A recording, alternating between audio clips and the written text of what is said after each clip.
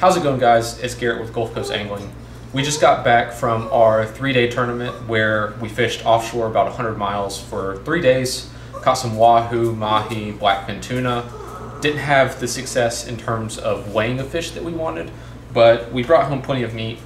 And to continue the success of that fishing trip, I wanted to make some smoked tuna dip. So one of my more successful videos about 3 or 4 years ago was on smoking king mackerel and how to do that.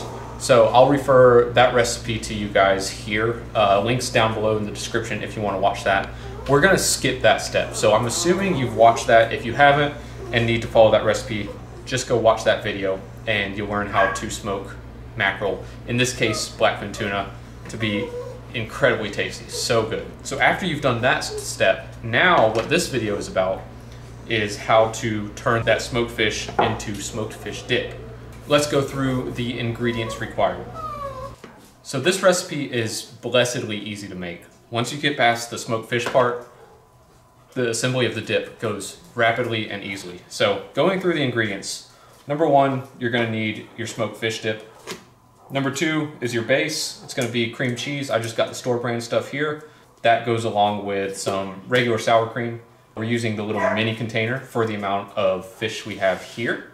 However, if you have more fish, you're going to want more sour cream and more cream cheese. For about 1.5 pounds to 2 pounds, we're okay with simply 1 block of cream cheese and 1 small container of sour cream. For our acidity, we have lemon juice and lemon zest. Bringing some more bright flavors, we have fresh jalapenos. This will bring the kick, and then our diced jarred jalapenos will bring a little bit of spiciness, but a little bit of that pickled briny flavor to the party. So brightness here in our lemons and jalapenos, a little bit of pickled brininess, and a little bit more fresh herbiness in our green onions here. That's pretty much it. Outside of that, I have one more secret ingredient, and that's Old Bay seasoning. I haven't found a situation where Old Bay has not made things taste better, specifically when it comes to seafood, fish, shellfish, etc. We're gonna bring some Old Bay to the party. Let's get started. I'm going to work through the magic of editing and get all these ingredients prepped. Basically, once we prep the ingredients, it's a simple combination of all of them into a bowl, and you're done. It's 1, 2, 3, easy just as that.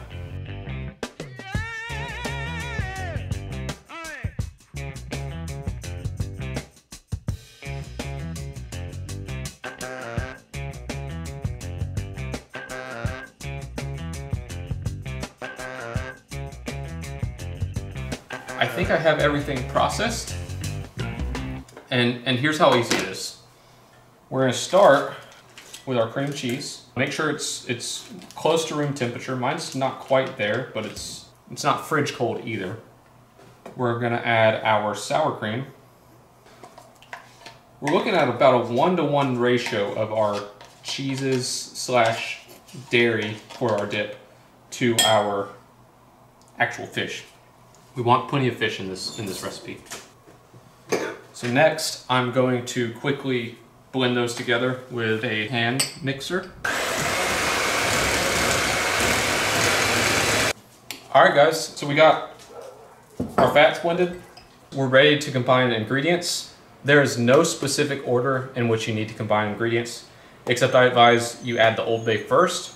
Otherwise, it might stick a little bit too much to the fish and you get a really heavy Old Bay piece of fish, and that smokiness doesn't shine through. So I'm just gonna eyeball. Everything here is to feel. We're not sticking to any traditional measurements, but I'm thinking about 2 tablespoons of Old Bay, and we're just gonna get that incorporated into our fats.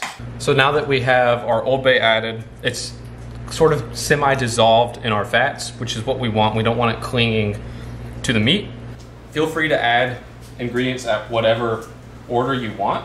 I'm gonna get our aromatics first, that being lemon zest and green onion. Sort of mix those in. Get our jalapenos next. Mix those in. Lemon juice. And once all that's fully incorporated, we can go ahead and start ladling our fish. It looks like a lot of fish for the amount of fats that we have. But that's the whole purpose. We want a really fish forward dip. The cream cheese and the aromatics and the sour cream is more of a binder to bring it all together. I like having those big chunks of fish rather than just a completely smooth, creamy finish. A little bit of texture breakup goes a long way for me. So let's get all that mixed in. And here's the fun part. Everything we did was so informal. I didn't measure anything really, I don't think at all. So we get to try it and figure out what we need to add.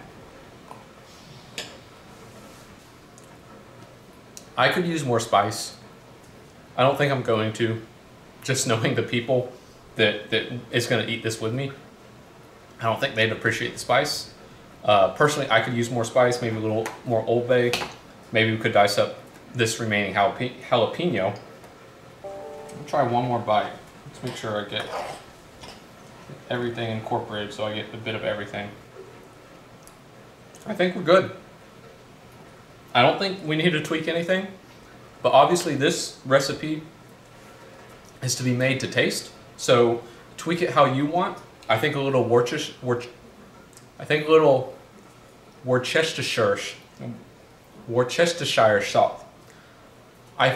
Worcestershire sauce would go a long way in here.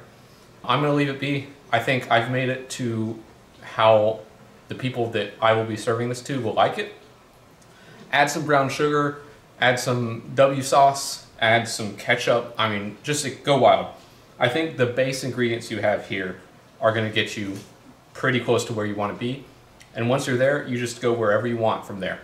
So really quick and easy recipe. I hope you guys learned something, tagging along from my previous video of going offshore and my previous video of smoking some king mackerel.